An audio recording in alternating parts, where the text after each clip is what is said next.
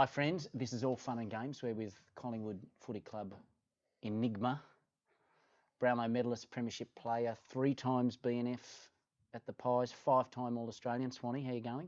Not bad, mate. Thanks for having me. You excited? Well, I'm not sure excited's a word, but I'm here and ready to go, I guess. Possibly a little bit frightened. Operation. You played this before? I don't know if it's funnily enough, but no, I haven't. I've heard of the game, but I've had enough operations on myself, mate. Right. I don't need to. Okay. I don't think anyone would trust me. Well, you know what we're talking about. All Fun and Games! Tell me, what's the best footy trip you went on? The best footy trip I've been on? Well, I'm a long time retired now, but they say your next one is always your best one. I'll have to do it. Grab something from here. Yeah, just pick something out. Don't touch the sides. Never has, mate. There you go.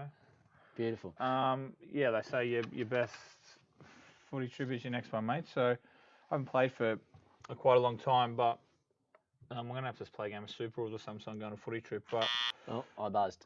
You're going. No, sorry, mate. So probably, your first one's always memorable. I was in Cancun, the first time overseas without my parents. That certainly opened my eyes to what it's like to be on an AFL footy trip. And then obviously... That was your fork in the road moment that shaped the rest of your life? Or something. Oh, well, I hope it didn't shape it. But, yeah, so that was obviously great. That was when footy trips were allowed to be footy trips. You know, there was like 30 guys that went on it, 35 guys. Yeah. You know, it was my first year when, 2 or 3 years after that, footy clubs seen it as a bad look. So you'd fuck off in your own little groups and go 4 or 5 all your best mates. So, which was still fun because at least you got to go away with a group who were who liked what you liked. So then obviously got over to Vegas and that ripped my soul out. But but the first one was great.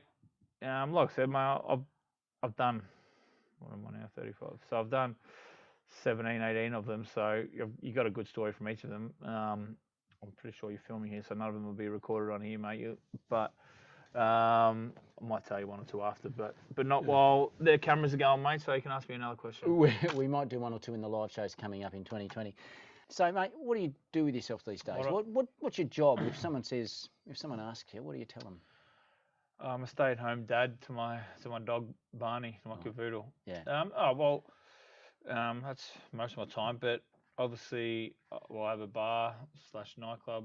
Shout out to all venue. The good people at the Albion. Yeah, the Albion in South Melbourne. So obviously I don't work. I'm better in front of the bar than I am behind it. So that's where I spend most of my time. I've got a tattoo shop. Renegade Art Society in Brunswick. That, and then I'm contracted with Sportsbet. So they're a great company to work for. They're fun. We make content for them. I tweet the Brownlow, which they seem to enjoy. So every year I tweet the Brownlow for them, which is great fun. Saves me having to go. So I get invited every year. So I won one. Should have won 3, but no one's bitter about that. But yeah, mate. So I've done bits and pieces, bit of speaking, just enough to keep the lights on, mate. Just tick along. Not super stressed, but do enough just to keep the lights on, mate, which is good. And plenty of Anthem sports shows, of course, coming up in 2020. Oh yeah, of course, absolutely. Yeah. You bet. It's your go, by the way. Is it? Yeah. This is a story. I mean, you and I have discussed this one a lot, and it's a story I can't get enough of. But you drafted a pick 58. I hit the side down. You're on. I'm honest. He buzzed, did he? I'm as honest as a day, as long as I didn't buzz. But yes, yeah, okay. I don't want to cheat the game, mate. No, okay. You drafted a pick 58. You're on Schoolies at the time. Yep. And yeah. Thanks for ruining my story, mate. You've told it already. Yeah. Well, you're on Schoolies at the time. The club call you up and say, "Congratulations, Dane. Return to Melbourne now and begin your career as an AFL footballer." And you're like, "I'm on Schoolies. I'm going to stay another week or so." Yeah, mate. Well, you pretty much told the story, so I don't really need to tell it. Yeah, there's a bit more that goes into that story, but we don't want to give away all the good bits while we're filming, mate. We'll let people come to the shows. Well, but mate, that's pretty much the gist of it. And being a... What did they say? Well, pretty much what you said, mate. Like, I was shit. I wasn't a very good junior. The first best and fairest ever one was at Collingwood in 2008. apart from the one in under 10s where I won it in the B side, so sort of the best of the worst kind of thing. But yeah, so I was on Schoolies because I never had any intention of being drafted. I didn't want to. I didn't play footy to be drafted to play AFL. I just played it because that's what kids did back then. And obviously loved the game, but had no intention of being drafted because I wasn't any good. Then obviously was on Schoolies when I got drafted, while everyone else was at draft camps and trying to get themselves fit. I was doing the complete opposite. And yeah, they rang, and I was in the pub as a 17-year-old, and they sort of said, yeah, congrats, I'm being drafted, come home tomorrow. And I said no. Okay. Yeah. Yeah. Schoolies is a very good time, mate. So I wasn't giving up. You did. I was the only reason I finished school, buddy. So yeah, I could go that's to Schoolies. right. You told me you finished school, so you could do Schoolies. Yeah. And once the girls on Schoolies find out you're drafted, I'm guessing that you're probably... Yeah, mate. That gives you a little more currency in the nightclubs than you otherwise might have had. Yeah, you're not wrong, mate. Your stock certainly improves, buddy. So I was like, no, bugger, I'm going to give it a go. Yeah. I'm going to stay for as long as I can and do what I can. It makes sense. It worked out okay. Now, you had a fairly slow start to your career, as you just said, but you had that fairly lean patch between sort of 2010, 2013 and just, averaging a pissy 32 disposals a game and 109 Brownlow votes, which is the most in Collingwood history for those playing at home. Probably should have won a second Brownlow. Well, we can't play well every week, Rav. That's the short answer. But yeah, mate, probably could have won 3, buddy. But listen, for those just joining us, we're with 3-time Brownlow medalist absolutely. DANE That's SWAN. how I like to refer to myself. Yeah, mate. Well, I'd tell you the story, but then no one would come and see the show. So I don't saw why you're trying to get me to tell all my good juicy stuff on camera, mate. Yeah, it's fair enough. It's so, but come down. Oh, fuck. And I'll tell you why. But yeah, mate. Some would say I'm a 3. Well, some would say I would say. Yeah, fuck there again. But yeah, well, but I don't. So I've got one, unfortunately. The record books will show, which I think are a little crooked. I want to ask you about the social media moment of 2019. Your mate Daisy Thomas gets caught having somewhere between 2 and 30 beers a couple of days out from a game, and you tweet that if you played for Carlton, you'd be drinking at quarter time. Well, I'd like someone to tell me I'm wrong. How do you go with the Blues fans? Not bad. I think they weren't super impressed. I don't think a lot of them will follow me anyway. So, but I think that went sort of round most football social media sites. So, no, generally the Blues ones are okay. It's the Essendon ones that dislike me the most. Is it? Some of them, yeah. I don't know why. But it kind of is what it is. It's not. I probably prefer the trolls than the positive stuff, to be honest, mate. So, but with Dale, yeah, I wasn't wrong. It would suck to play for them this shit. That's gold. But I hit it again. But there'll come a time where they're really good and they start to succeed, and I'm sure it'll be pointed out to me that they're going well. And sometimes, at some stage, Collingwood will be on the bottom. It's just the way footy works. So I'm sure at some stage I'll be told in no uncertain terms that Carlton and Essendon are going much better than the Pies, and that's just footy. It's how it works. I might just quit social media then until the Pies get back up. Early stages in your career, a little bit of controversy. How close to getting the arse do you reckon you were? Well, I thought I was very close, to be honest. Yeah. I got told I was going to be sacked, and then the next day, sort of, they come in and told me what they thought of me, and it mustn't have been super friendly or nice person back then, or a good person, because there was some pretty negative stuff coming back my way. And then, it's a very well-known story, especially for the Collingwood people, that, Mick and that sort of saved my career. Told me they're not going to ruin my career on one fuck-up. So, yeah, they stuck with me, said, now prove to me that you belong here, etc., etc. And then from then, I didn't get put on the right path. I was probably put on a righter path than what I was on. I was a shithead when I first got drafted. Some would probably say I'm still a shithead now, but I didn't deserve to be on the list. I was just clogging up a spot for various reasons, which I'll go into when we have a bit longer. But yeah, so I was very close, and then I was very close at the end of my career too, getting sacked, or close to the end. There was a couple of curly moments throughout my career, mate, where I thought if this gets out, this is the end of me, or the footy club told me, if we can't cover this from getting out, you're done. So that was a couple of sleepless nights at home, mate. But we survived, and a bit like a cockroach, man. They just couldn't get rid of me, couldn't kill me. But how many did you get away with? Mate, footy's different now. Like, you couldn't get away. We were lucky that social media wasn't what it was back then. When I get away with stuff, it wasn't like going around breaking and entering and breaking the rules of the law. We're breaking Collingwood laws and Collingwood rules, not so much breaking the laws of the police. You know what I mean? So, we were just doing stuff that we were just being normal 20 to 34-year-olds that were doing the same thing our mates were doing. We happened to be playing AFL, like probably doing stuff that and going out in times where we probably shouldn't have been. But I wouldn't take it back. I loved it. I wanted to get the most out of playing AFL, and that meant the most out of my life, not just my footballing career.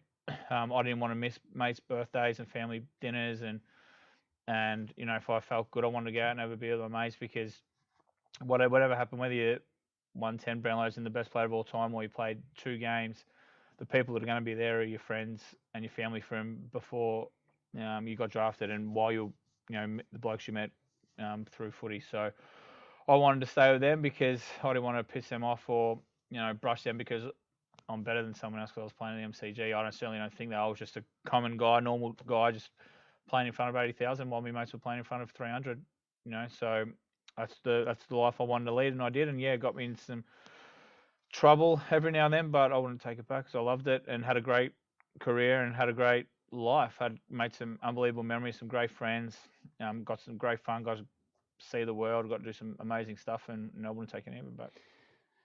Speaking of which, then the Rat Pack, and for those that probably are interested, we're doing a lot of Rat Pack shows coming up in 2020 with Anthem Sport. Daisy Thomas, Swanee, Ben Johnson, Alan Didak, Heath Shaw's probably going to join us for 1 or 2 shows. A lot to talk about, everything from Premierships to nightclubs and all the controversies in between. Premierships and footy trips, that's why you play. If you had to pick one, who do you reckon was the best performer in the nightclubs? Who put in the finest work?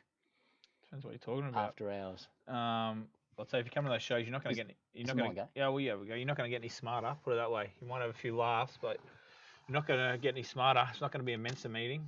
Coming to the Rat Pack tours, mate. Let me tell you. It depends on which angle you're talking about, to be honest. But Benny Johnson was probably the best. He had how to have a crack. We'll be talking about that live with the Rat Pack shows coming up. What's Eddie really like? Ed Maguire. It's not very good at this game. How do 6-year-olds play? I think we've killed this bloke. There's a lot of vital organs here. We're going to get sued. Yeah, Eddie. What's Ed really like? Depends if you're on his good side or bad side. But no, Ed's great. Probably given me the 3 biggest sprays of my life, but probably the most supportive. Him, probably Jeff Walsh, have probably been the 2 biggest supporters of my career at Collingwood when I was there. So Greg Swan early. So yeah, mate, Ed's great. He's probably Collingwood's biggest and most passionate supporter. He happens to be the president. Now, some would say that gets in the way, but I guarantee you, even though they might not admit it, every club would love to have Ed as their president. He's brilliant. He's obviously great at what he does. He's been super supportive for me. I mean, you could ring him anytime. He's obviously had some phone calls about us at all hours, but once he gets the spray out of his system, it's all about how we can help and how we can support you and how we can move on from this issue, or even if it's not fucking up, if you need some help with life, or you're trying to get into another business, trying to further your whatever it is. Like Ed is the first one. He's obviously very well contacted, and connected. So he's brilliant. I don't have a bad word to say about Ed. It's been fantastic for me in my career. Also after it, got me on the Footy Show, which probably I don't know. Not that I've got a hustling media career, but probably, you're here on All Fun and Games, mate. Well, you've made it. Exactly. Yeah. So you got Ed to thank for this, but that's probably where my profile probably grew from. Ed getting me onto those kind of things, and being at a big footy club. So man, I've got nothing but praise and thanks for what Ed's done for my football career in life after footy. I'm a celebrity, get me out of here. How's that work? They just call you up and say, do you want to go into the jungle and be on telly? Well, mate, I think it's your go, by the way. well, it's about as simple as that, to be honest. They didn't, how many have we got left? They didn't call me. They buzzed. They called my manager. They emailed my manager or whatever it was, and pretty much simple as we're interested in Dane coming on fucking Celebrity Jungle, whatever it's called. So they use the term celebrity reasonably loosely, but me included. But listen, it was great fun. I did watch the show, obviously, and then when I was training, it was the year I hurt my foot, and I was like, I could do that. Or that's like what are they complaining about? I could do that. And then once I hurt my foot, I was like to the boys, I bet you they asked me to do this. Sure enough, they did. And once you get asked, you're like, should I? And you're not meant to tell anyone that you're going on, or they've asked you, but I pretty much told everyone I knew, just to get an opinion on what people thought. And everyone thought it. Sort of said, it'd be great for you, go on into a new challenge, something different. And I was doing fuck all else. I had nothing else to do. I just retired. So you might as well do fuck all in the jungle. Yeah, well, and I think I'm as good at doing fuck all as anyone. So to go in there and do it and get paid and help charity was great. So mate, listen, I really enjoyed it. If there's any celebrities out there that are watching, or yourself, you turn into a mega a mega star, mate, from this kind of stuff. I'll certainly recommend it. An ex-Collingwood Carlton footballer rang me when he got asked, and I'll give him some tips. But it is pretty much, you see what you get. You get what you see, whatever that fucking expression is. You pretty much do nothing. You sit on, unless you go out and do a trial, whichever. I don't know why people didn't want to do them. I was like, please vote me in, give me something to do. Depending on where the challenge was, whatever, you might be gone for 2 to 6, 7 hours. So you're out and you're like talking with the staff and all the producers and stuff. Not that they tell you anything about the world, but it's just nice to get out and actually pass the time. So people were like, don't vote me in. I was like, please, I want to go in every day to pass the time so much quicker. But yeah, so I enjoyed it. I would certainly recommend it. I thought it was great. It's a lot shorter now, so they don't get. I think I was in there 47 days. I come second. You lost a few kilos too, didn't you? Yeah, so I went in and I just hurt my foot. So I hurt my foot in the first game of 2016. So I was holed up for, I think I had the surgery, and then 3 months I literally was on the couch. I had to go to the toilet, a dog wipes their ass on the floor like that. Right, yeah. I pretty much, because I couldn't I had to keep my foot elevated. I had to walk myself. I had to walk myself to the toilet like that in the shower. It was a nightmare, and I was heavily medicated, so I didn't eat much. And then once I got back, I couldn't leave, so all I did was eat and drink. So I went from about 94, 95 kilos to about 101. I think I went in there at. So I'd raised the bat. And you don't notice, I didn't notice that I was putting on all the weight. I hadn't walked or, jogged or got fit. I was like, for the first year out, I played 15 years. I'm going to enjoy it. I certainly did. And then come out at 87. And in the final, me and Casey, they show you the audition tape, whatever. And I looked like I'd eaten a pillow. I was like, Jesus, thank God I came in here. So it was a good weight loss thing. So walked out at 87, which was that 14, 15 kilos that I lost. And yeah, tried my hardest to keep most of it off.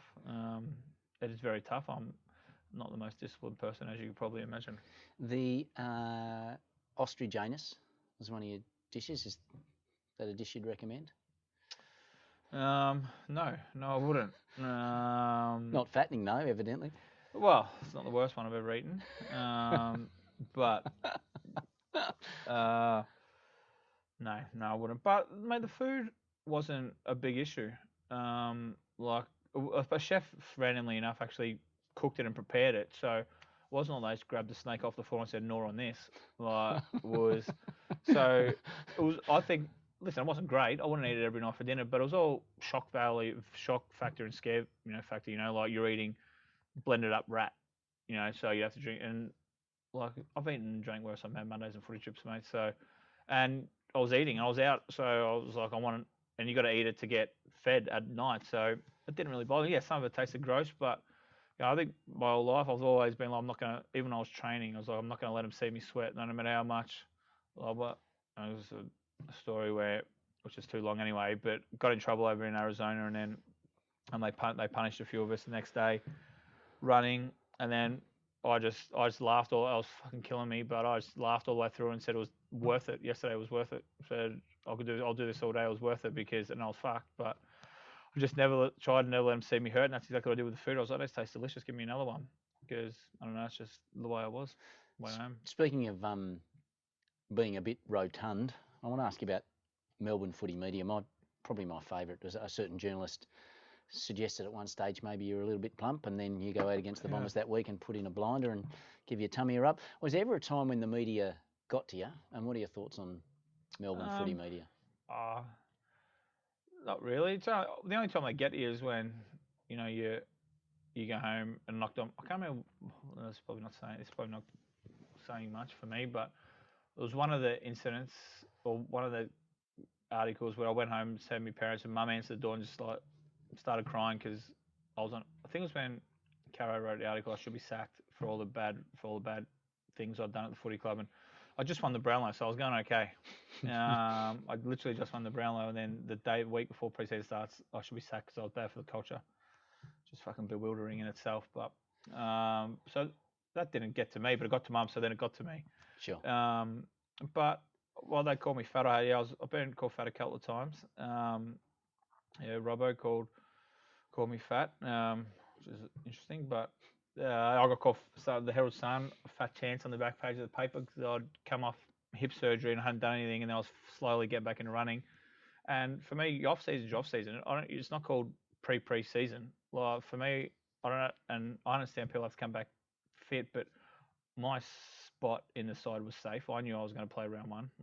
And once the footies come out, once the match, I was never great at running in a circle, but once the footies come out, I knew I was fine. So.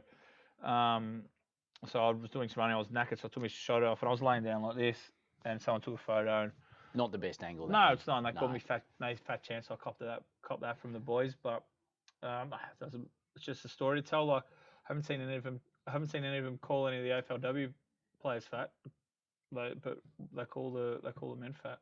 And I'm not saying any of them are, and I'm not saying it's not right either way, but. It's just the way it is, man.